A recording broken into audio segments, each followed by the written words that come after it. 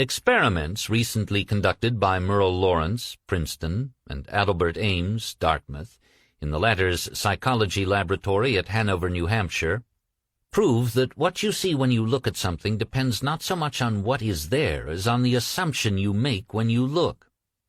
Since what we believe to be the real physical world is actually only an assumptive world, it is not surprising that these experiments prove that what appears to be solid reality is actually the result of expectations or assumptions. Your assumptions determine not only what you see but also what you do, for they govern all your conscious and subconscious movements towards the fulfillment of themselves. Over a century ago, this truth was stated by Emerson as follows: "As the world was plastic and fluid in the hands of God, so it is ever to so much of his attributes as we bring to it. To ignorance and sin it is flint. They adapt themselves to it as they may, but in proportion as a man has anything in him divine, the firmament flows before him and takes his signet and form." Your assumption is the hand of God molding the firmament into the image of that which you assume. The assumption of the wish fulfilled is the high tide which lifts you easily off the bar of the senses where you have so long lain stranded. It lifts the mind into prophecy in the full right sense of the word. And if you have that controlled imagination and absorbed attention which it is possible to attain, you may be sure that all your assumption implies will come to pass. When William Blake wrote, "What seems to be is to those to whom it seems to be," he was only repeating the eternal truth. There is nothing unclean of itself, but to him that esteemeth anything to be unclean, to him it is unclean. Romans chapter 14, verse 14. Because there is nothing unclean of itself, or clean of itself, you should assume the best and think only of that which is lovely and of good report. It is not superior insight, but ignorance of this law of assumption, if you read into the greatness of men some littleness with which you may be familiar, or into some situation or circumstances an unfavorable conviction. Your particular relationship to another influences your assumption with respect to that other, and makes you see in him that which you do see. If you can change your opinion of another, then what you now believe of him cannot be absolutely true, but is only relatively true. The following is an actual case history illustrating how the law of assumption works. One day a costume designer described to me her difficulties in working with a prominent theatrical producer. She was convinced that he unjustly criticized and rejected her best work, and that often he was deliberately rude and unfair to her. Upon hearing her story, I explained that if she found the other rude and unfair, it was a sure sign that she herself was wanting, and that it was not the producer, but herself that was in need of a new attitude. I told her that the power of this law of assumption and its practical application could be discovered only through experience, and that only by assuming that the situation was already what she wanted it to be could she prove that she could bring about the change desired. Her employer was merely bearing witness, telling her by his behavior what her concept of him was.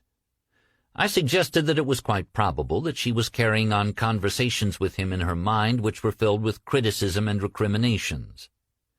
There was no doubt but that she was mentally arguing with the producer, for others only echo that which we whisper to them in secret. I asked her if it was not true that she talked to him mentally, and if so, what those conversations were like. She confessed that every morning on her way to the theater she told him just what she thought of him in a way she would never have dared address him in person. The intensity and force of her mental arguments with him automatically established his behavior towards her. She began to realize that all of us carry on mental conversations, but unfortunately on most occasions these conversations are argumentative, that we have only to observe the passerby on the street to prove this assertion, that so many people are mentally engrossed in conversation, and few appear to be happy about it, but the very intensity of their feeling must lead them quickly to the unpleasant incident they themselves have mentally created, and therefore must now encounter. When she realized what she had been doing, she agreed to change her attitude and to live this law faithfully by assuming that her job was highly satisfactory, and her relationship with the producer was a very happy one. To do this, she agreed that before going to sleep at night, on her way to work and at other intervals during the day, she would imagine that he had congratulated her on her fine designs, and that she, in turn, had thanked him for his praise and kindness. To her great delight, she soon discovered for herself that her own attitude was the cause of all that befell her. The behavior of her employer miraculously reversed itself. His attitude, echoing, as it had always done, that which she had assumed, now reflected her changed concept of him. What she did was by the power of her imagination. Her persistent assumption influenced his behavior and determined his attitude toward her. With the passport of desire on the wings of a controlled imagination, she traveled into the future of her own predetermined experience. Thus we see it is not facts, but that which we create in our imagination, which shapes our lives. For most of the conflicts of the day are due to the want of a little imagination to cast the beam out of our own eye. It is the exact and literal-minded who live in a fictitious world. As this designer, by her controlled imagination, started the subtle change in her employer's mind, so can we, by the control of our own imagination and wisely directed feeling, solve our problems. By the intensity of her imagination and feeling, the designer cast a kind of enchantment on her producer's mind, and caused him to think that his generous praise originated with him. Often our most elaborate and original thoughts are determined by another. We should never be certain that it was not some woman treading in the wine-press who began that subtle change in men's mind, or that the passion did not begin in the mind of some shepherd boy, lighting up his eyes for a moment before it ran upon its way. William Butler Yeats.